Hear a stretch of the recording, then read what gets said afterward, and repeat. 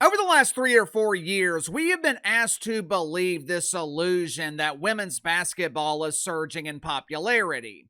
Have you seen ratings for the pretend basketball in the WNBA? Wowzer! These make-believe basketball players have become huge stars.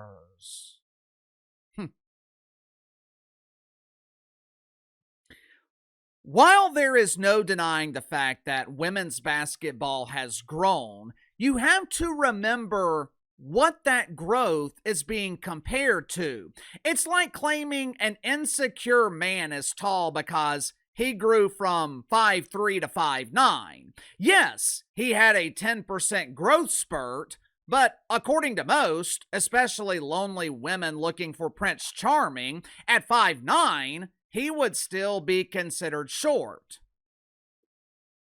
Due to the illusion of growth in women's basketball, wealthy people, they have been looking for tax write-offs. They started investing in leagues that supposedly met market demand for women's sports. We have been studying the market very closely, and we have discovered an insatiable appetite for women's basketball. The WNBA is not enough. Fans are demanding to see these elite athletes 12 months of the year.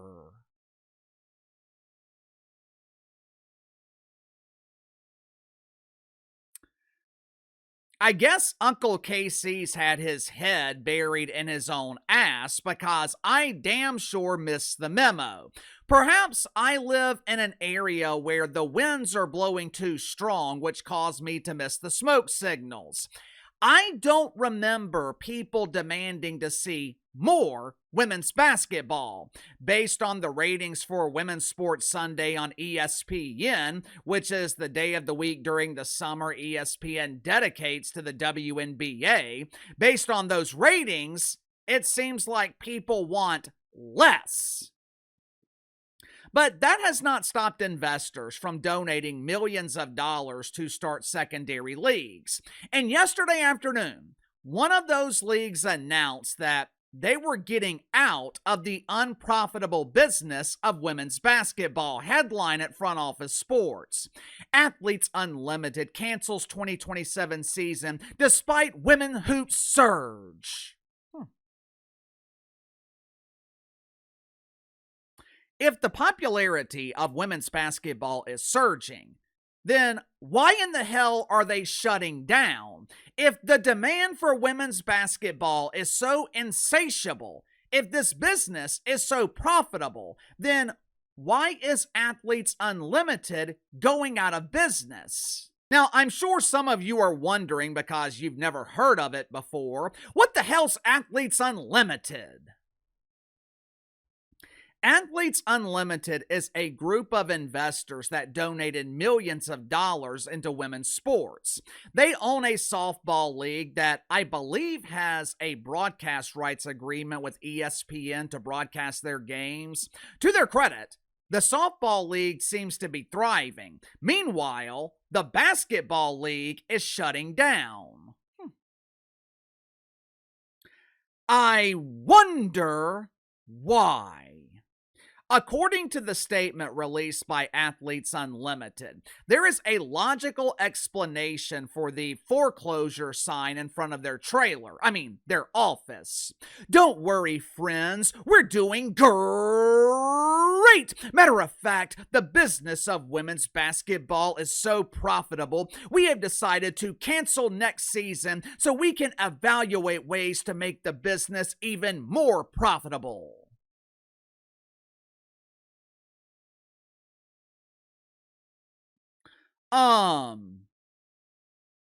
What?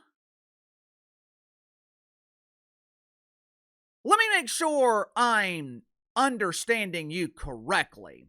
Your business is doing so well. There is so much interest in your product. You are making so much money that you've run out of room to store it, which is why you have decided to cease operations? Does that make sense to you? Based on what I have read, it appears that Athletes Unlimited is shutting down due to a complete lack of interest. Uncle KC, that's not true. Attendance was up 89% last season. Yeah, that's true. Athletes Unlimited went from nothing to almost nothing. I tried to find actual attendance numbers for Athletes Unlimited this morning because percentages, that tells me nothing. Anytime leagues and networks are giving percentages instead of actual numbers, Uncle KC, always skeptical. Our attendance is up 50%. Yeah, but what you're not telling us is you went from averaging 50 to 100. All you did was sign a player with a large family. But even if Athletes Unlimited was selling out every game, does not matter. Not only are they struggling to generate interest with viewers, Athletes Unlimited was struggling to find players. Going into next season, which is now canceled, Athletes Unlimited had 0 players in their league. I am no expert at running an unprofitable women's basketball league, but I'm pretty sure if you don't have pretend basketball players, it is impossible to create the illusion of make-believe basketball. But what I really found interesting about Athletes Unlimited is who owns it. Take a guess, just take a wild guess as to who is funding this struggling business. Uncle Casey, Athletes Unlimited is a player-led league. This league was funded by megastars in the WNBA.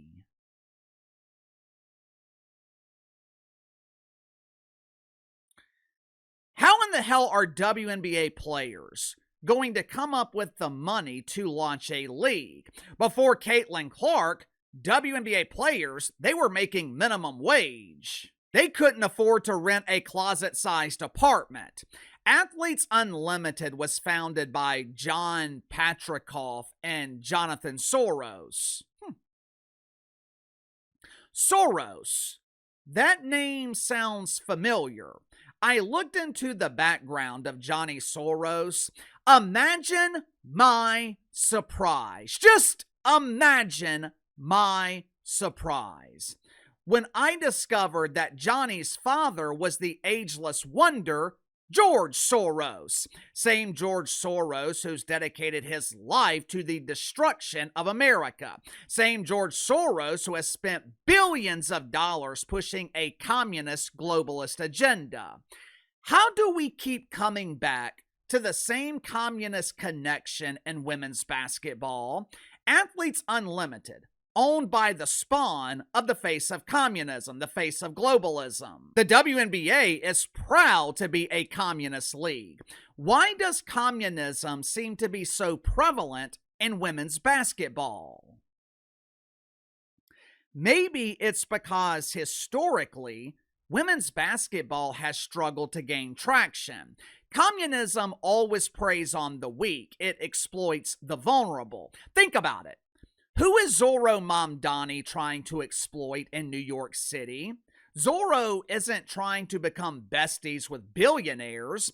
Zorro is preying on the vulnerable. He's pretending to fight for the poor. You don't have to take my word for it. Uncle KC always comes with the proof. This is Natasha Cloud last summer, one of the lead communists in the WNBA. Watch for yourself. That's when you know that we're dismantling the system. And so for all of us in New York, I'm just going to ask that we continue to be on the right path to history, that we protect one another, that we protect Mamdani and what he wants to do, because ultimately he wants to protect us down the line. He is a Muslim, he is a socialist, and he is a Democrat. So he's going to get the worst PR of all PRs. They're going to tell you that to be scared of him. They're going to tell you all this like Islamophobia shit. They're going to tell you that a socialist is a scary thing for our country moving forward. Socialism is that everyone has equity, everyone has the same shit, everyone can live the same dignified life of one another, and he's going to do it through taxing the rich instead of taxing the poor to give more to the rich. Like I told you guys before, the WNBA is not a basketball league. This is a communist league that exists to push a communist agenda. You heard Natasha Cloud say it. Communism isn't scary. Communism is warm. It's about love. Communism means equity. We're all equal. We all deserve the same salary. In the last few years, what has been one of the leading causes in the WNBA? It was also one of the leading causes with Meg Rapinoe in women's soccer. Equity, equal pay. The WNBA is built on a foundation of communism. Think about it. The league is supported by the high achievers in the NBA, or as they are referred to in the WNBA, those evil millionaires and billionaires. It's ironic how millionaires and billionaires are evil until communists need their money. For decades, the NBA has prevented this toxic turd from being flushed. They have invested and lost hundreds of millions of dollars. Meanwhile, WNBA players are being vastly overpaid compared to their market value. AJ Wilson is the highest paid player in the league. She can't sell out home games in the WNBA finals. The WNBA is the definition of redistribution of wealth. They take from the rich and they give the money to the poor. Question is, with Athletes Unlimited shutting down, a league where players were making $30,000, $40,000 per season, how long will it be before the secondary dump known as Unrivaled shuts down? Unrivaled isn't shutting down. Unrivaled is thriving. Last season, Unrivaled ratings were in the pooper. Opening night, 175,000 viewers. Playoffs were down 9%, 258,000 viewers. Their championship game, where players are fighting for the coveted prize of the gold-plated Ethiopian breadcrumbs. Ratings for the Unrivaled championship were down 14%, 314,000 viewers. Like the WNBA, Unrivaled is set up on a system of redistribution of wealth. This secondary dump is being financially supported by TNT. Unrivaled might claim to be close to profitability. TNT is not. After next season, TNT has an out clause in their contract with Unrivaled. If Unrivaled continues to underperform, TNT can void the agreement and get out of this unprofitable business, which means Unrivaled is on life support. I know this sounds harsh, but the truth often does. Women's basketball is not popular. They've done an excellent job presenting the illusion of popularity, but women's basketball is not popular. Caitlin Clark is mainstream. Sophie Cunningham is mainstream. What about Angel Reese? The last 2 years, Angel Reese has collected paychecks from Unrivaled. She's been cashing fat checks while delivering slim ratings. Angel Reese does not have the mainstream drawing power to elevate a league. To be honest with you, I don't think Sophie Cunningham has it either. The industry of women's basketball is reliant on one player for its survival, which is why these secondary leagues like Athletes Unlimited and soon Unrivaled, it's why these secondary leagues continue to file for bankruptcy. Sound off in the comments below. I'll see you guys later.